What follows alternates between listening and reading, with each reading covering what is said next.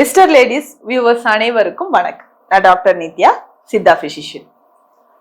சித்த மருத்துவத்தை பொறுத்த வரைக்கும் மூலிகைகள் தான் சித்த மருந்துகள் சொல்லலாம். இதுல நம்ம வீடுகள்லயே இப்போ நிறைய குறிப்புகளை பார்த்து எடுத்து பயன்படுத்திய ஒரு மூலிகை அப்படின்னு பார்த்தோம்னா முருங்கைப்பூ. ஆண்களுக்கு இது முருங்கைப்பூவை நான் இப்படி எல்லாம் பயன்படுத்தியிருக்கிறேன், இதனால நிறைய பலன்கள் எனக்கு கிடைச்சிருக்கு அப்படின்னு சொல்லுவாங்க. அதே மாதிரி பெண்கள் தொடர்பான பிரச்சனைகள் இருந்தாலும் இந்த முருங்கைப்பூவை பயன்படுத்தலாம். பொதுவாக இந்த முருங்கை பூவினால் என்னென்ன மருத்துவ குணங்கள் நமக்கு கிடைக்குது? பொதுவா நாட்டு மருந்து கடைகள்ல முருங்கை பூனா நல்லா உலர்த்தி கொடுப்பாங்க. அதை கொண்டு நம்ம கிளீன் பண்ணி எடுத்து வச்சு அது மருந்தாக பயன்படுத்தலாம். இல்லைன்னா பச்சை முருங்கை பூ கிடைக்கக்கூடிய அந்த சீசன் இருக்கும். ஒவ்வொரு டைம்லயும் நமக்கு அந்த சீசன் மாறுபட்டு நமக்கு கிடைக்கும் போது பச்சை முருங்கை பூவை பயன்படுத்திக்கலாம். பொதுவாக உடல் உஷ்ணத்தினால் ஏற்படக்கூடிய பிரச்சனைகளுக்கு முருங்கைப்பூ ஒரு முற்றுப்புள்ளி வைக்குது அப்படின்னே சொல்லலாம். ஏன்னா உடல் உஷ்ணத்தால நிறைய நோய்கள் ஏற்பட்டாலும் ஆண்கள் எப்படியெல்லாம் இந்த முருங்கை பூவையும் அதோட முருங்கை விதைகளையும் பயன்படுத்தலாம். இந்த முருங்கை பூவை பயன்படுத்துறதுனால பெண்களுக்கு என்ன உடல் நலத்தில் முன்னேற்றம் ஏற்படுது, பாதிப்புகள் இல்லாம நம்ம பாதுகாத்துக்கலாம் அப்படின்றத பார்க்கலாம். பொதுவாக பெண்களை பொறுத்த வரைக்கும் அது என்ன முருங்கை பூனா ஆண்களுக்கு மட்டும்தானா? முருங்கை பூ, முருங்கை விதை, அந்த முருங்கை சம்பந்தப்பட்ட எல்லா விஷயமும் ஆண்களுக்கு மட்டும்தானா, பெண்களுக்கு இல்லையா அப்படின்னு கேட்கலாம். பொதுவாக இந்த முருங்கையை பொறுத்த வரைக்கும் நமக்கு ஒரு பிரம்ம மூலிகை அப்படின்னே சொல்லுவாங்க. பிரம்ம மூலிகை மரம் அப்படின்னு சொல்லுவாங்க. ஏன்னா எல்லா பாகங்களுமே அதிகப்படியான மருத்துவ குணங்கள் நிறைந்தது முருங்கையை பொறுத்த வரைக்கும். ஆர்த்ரைட்டிஸ் கம்ப்ளைண்டா இருக்கட்டும், மூட்டு எலும்பு தேய்மானமாக இருக்கட்டும், எலும்பு மஜ்ஜை போன் மேரோல ஏதாவது ப்ராப்ளம் இருக்கு, ஹீமோகுளோபின் லெவல் குறையுது, அதுக்கப்புறம் நுரையீரலை வன்மைப்படுத்துவதற்கும், முக்கியமா கல்லீரல் கொதிப்பு நோய் அப்படின்னு சொல்லுவோம், அதாவது லிவர்ல ஏற்படக்கூடிய ப்ராப்ளம், லிவர் சிர்ஹோசிஸ், இதை குறைப்பதற்கு முருங்கைப்பூ ஒரு மிக சிறந்த ஒரு மூலிகை அப்படின்னு சொல்லலாம். பெண்களை பொறுத்த வரைக்கும் உடல்ல ஏற்படக்கூடிய அதிகப்படியான உஷ்ணத்தினால் ஏற்படக்கூடிய வெள்ளைப்படுதல் பிரச்சனை, குதிகால் வலி, சயாட்டிகா அப்படின்னு சொல்லக்கூடிய நரம்பு சம்பந்தப்பட்ட பிரச்சனைகள், மூட்டு எலும்பு தேய்மானம், இந்த மாதிரி பிரச்சனைகள் இருக்கா? நிச்சயமாக முருங்கைப்பூவை மருந்தாக நம்ம பயன்படுத்தலாம். சரி, அடுத்தடுத்து முக்கியமா பார்த்தோம்னா தைராய்டு சார்ந்த பிரச்சனைகள், பிசிஓடி சார்ந்த பிரச்சனைகள் இருக்குன்னா முருங்கைப்பூவை பயன்படுத்தலாம். இந்த பிசிஓடி பிரச்சனை இருக்குன்னா இன்னைக்கு இதுக்கு மருந்தே கிடையாது, காலம் பூரா இந்த இதோடய நம்ம பிசிஓடியோடய இருந்துடணும், இல்ல லேப்ரோஸ்கோப் மாதிரியான சின்ன சின்ன அறுவை சிகிச்சைகள் செஞ்சு அதை சரிப்படுத்தலாமே தவிர முழுவதுமாக அதை குணப்படுத்த முடியுமா, மீண்டும் வராமல் தடுக்க முடியுமா அப்படின்னா இந்த முருங்கை பூவை நம்ம சேர்த்து சாப்பிட்டுட்டே வரலாம். இந்த முருங்கை பூவை தொடர்ந்து நம்ம பயன்படுத்திக்கிட்டே வரும்போது பிசிஓடி தொடர்பான பிரச்சனைகள், உடல்ல எங்க கட்டிகள் இருந்தாலும் அதை கரைக்கும். முக்கியமா பார்த்தோம்னா நான் தைராய்டு அப்படின்னு சொன்னேன். இந்த தைராய்டு சார்ந்த பிரச்சனைகள் இருக்கக்கூடிய நபர்களுக்கு சிலருக்கு பார்த்தோம்னா தைராய்டு ஹார்மோன்ஸ் எல்லாம் நார்மலா இருக்கும். T3, T4, TSH இது எல்லாமே நார்மலா இருக்கும். ஆனா தைராய்டு கிளாண்ட்ல ஒரு வீக்கம் ஏற்படும். தைராய்டு கிளாண்ட்ல வீக்கம் அப்படின்னா காய்ட்ரா இருக்கலாம், இல்ல சிஸ்ட், தைராய்டு சிஸ்ட் இருக்கலாம், இல்ல நொடியூல்ஸ் ஃபார்ம் ஆயிருக்கும். இந்த மாதிரி காரணங்களால பார்த்தோம்னா தொண்டை பகுதியில கொஞ்சம் வீக்கம் ஏற்படுறத நம்ம பார்க்க முடியுது. கழுத்தை கொஞ்சம் மேல தூக்கி காட்டினாங்கன்னா தைராய்டு இருக்கக்கூடிய இடத்துலயோ இல்ல சென்டர், அதாவது நெக்கோட மையப்பகுதியில கொஞ்சம் வீக்கம் இருக்கிற மாதிரி இருக்கும். தொட்டு பார்த்தா சாஃப்டா இருக்கிற மாதிரி. இது பார்த்தோம்னா ஸ்கேன்ல கரெக்டா சொல்லுவாங்க தைராய்டோட எந்த லோப் வீக்கமா இருக்கு, பேராதைராய்டு வீக்கம் இருக்கா, இல்ல தைராய்டு கிளாண்ட்ல வீக்கம் இருக்கா அப்படின்றது ரொம்ப கிளியரா சொல்லுவாங்க. இந்த மாதிரி இருக்கக்கூடிய கண்டிஷனுக்கும் நமக்கு முருங்கைப்பூ ரொம்ப ரொம்ப சிறந்தது.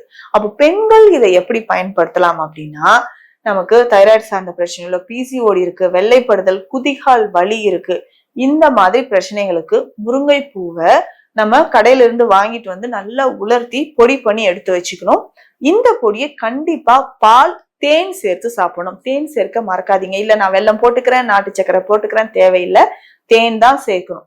ஏன் தேன் சேர்க்கணும்னா தேனோடு சேர்த்து இந்த முருங்கை பூவை சாப்பிடும் போதுதான் அதோட முழு மருத்துவ பலன்கள் நமக்கு கிடைக்குது. தேனுமே பார்த்தோம்னா நம்ம உடல்ல இருக்கக்கூடிய பல நோய்களை விரட்டி அடிக்கக்கூடியது. சோ அந்த இன்ஃபெக்ஷன் எங்கேயாவது இருக்கா, வீக்கம் இருக்கா, கழலை கட்டிகளை குணப்படுத்துவதற்கு நமக்கு தேனோடு சேர்ந்து பால் எடுத்துக்கணும்.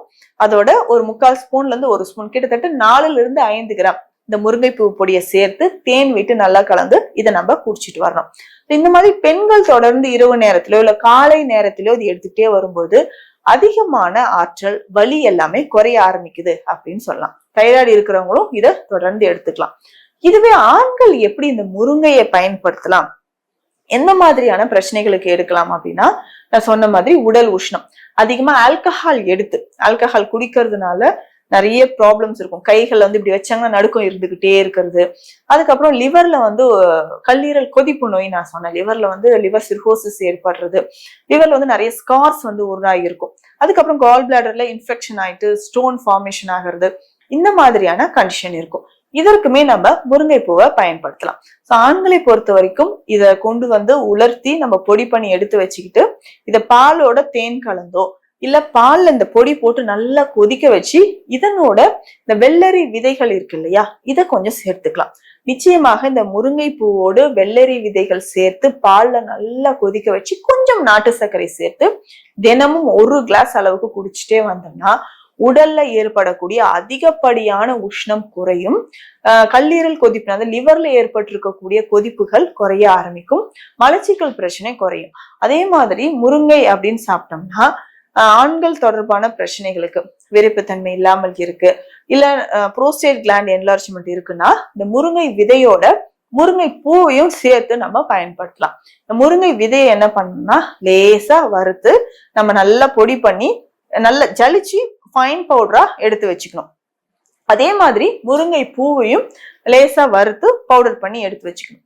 இது ரெண்டுமே ஒன்னா கலந்து எடுத்து வச்சுட்டு இது கூட கொஞ்சம் சுக்கு பொடி, ஏலக்காய் பொடி, சீரக பொடி 3ஐயும் சேர்த்துக்கணும். ஜாதிக்காய் பொடியும் அதுல பாதி அளவு சேர்த்தா போதும். அந்த மாதிரி நம்ம கலந்து எடுத்து வச்சுக்கிட்டு தினமும் இரவு நேரத்தில் இத பாலோடு இல்லைன்னா நெய்யோடு கலந்து சாப்பிட்டுட்டு வரும்போது நம்ம உடல்ல ஏற்படக்கூடிய அதிகமான உஷ்ணம் நிச்சயமாக குறையும். இப்போ உடல் சூடு நம்ம சொல்லிக்கிட்டே இருக்கோம். இதனால முதல்ல அஃபெக்ட் ஆகிற ஒரு ஆர்கன், ஒரு உறுப்பு அப்படின்னு பார்த்தோம்னா கண்கள் தான்.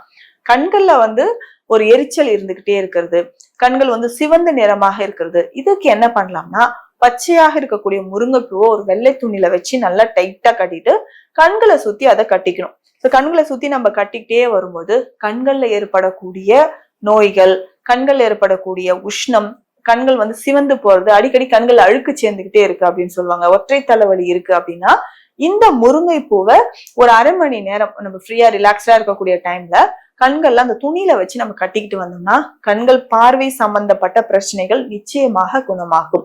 அதே மாதிரி உடல்ல, அதாவது எலும்பு சம்பந்தப்பட்ட நோய்களுக்கு முருங்கை ரொம்ப சிறந்தது அப்படின்னு சொல்லுவான். அதாவது முருங்கையை நட்டவன் வெறுங்கையோடு தான் போவான் அப்படின்னு ஒரு பழமொழியே இருக்கு. அதாவது முருங்கை நட்டு நம்ம வளர்த்துட்டு வந்து அதுல இருக்கக்கூடிய எல்லாத்தையும் நம்ம சாப்பிட்டுட்டு வந்தோம்னா கோல் எதுவும் ஊன்றாம எத்தனை வயதானாலும் நம் கை வீசி தாராளமாக நடந்து போலாம் அப்படின்றதுதான். அப்போ முருங்கை மரத்துல இருக்கக்கூடிய விதைகள், பூ, முருங்கை இலை, முருங்கை பட்டை, இது எல்லாமே ரொம்ப ரொம்ப ரொம்ப சிறந்ததுன்னு சொல்லலாம். ரொம்ப நேரமா நின்றுகிட்டே ஒர்க் பண்ணிட்டு இருக்காங்க இல்லையா, வெரிகோஸ் வெயின் பெயின் இருக்கு, இந்த கண்டிஷனுக்கு முருங்கை பட்டையை நம்ம பயன்படுத்தலாம். முருங்கை பட்டையை கொண்டு வந்து நல்லா அரைச்சி எடுத்துக்கணும். இது கூட கொஞ்சம் கற்றாழை ஜெல் இல்லைன்னா நம்ம வந்து முட்டையோட வெள்ளைக்கரு இதை சேர்த்து நல்லா கலந்து கால்கள்ல வந்து பத்து போட்டுக்கிட்டே வரலாம். இந்த மாதிரி பத்து போடும்போது வெரிகோஸ் வெயின் ப்ராப்ளம் இருக்கு, அதாவது நரம்பு சுருட்டல் நோய் அப்படின்னு சொல்லுவாங்க. கிரீன் கலர்ல அந்த நாளங்கள் எல்லாம் டீஆக்சினேட்டட் பிளட் வந்து அதுல சேர்ந்து நம்ம கால்கள்ல நரம்பு சுருட்டல் வந்து ஏற்பட்டிருக்கிறோம். இந்த வெரிகோஸ் வெயின் இருக்கக்கூடிய நபர்களுக்கு இந்த முருங்கை பட்டைய நல்லா அரைத்து இந்த மாதிரி பத்து போட்டுக்கிட்டே வந்தோம்னா நாளடைவில் அது குறைய ஆரம்பிக்கும். பொதுவாக ஆண்களுக்கும் சரி பெண்களுக்கும் சரி ஏற்படக்கூடிய பல நோய்களுக்கு முருங்கைப்பூ ஒரு சிறந்த தீர்வாக இருக்கு. இது சித்த மருத்துவத்தில் லேகியம் வடிவிலும் நமக்கு கிடைக்குது. அந்த லேகியம் ஒரு நாளைக்கு காலை இரவு 2 வேளையும் 5 கிராம் நம்ம சாப்பிட்டுட்டு வரலாம். அந்த மாதிரி சாப்பிடும் பொழுதும் உடல்ல ஏற்படக்கூடிய பல நோய்களுக்கு இது சிறந்த ஒரு தீர்வாக இருக்கும். மீண்டும் அடுத்த பதிவில் சந்திக்கலாம். நன்றி.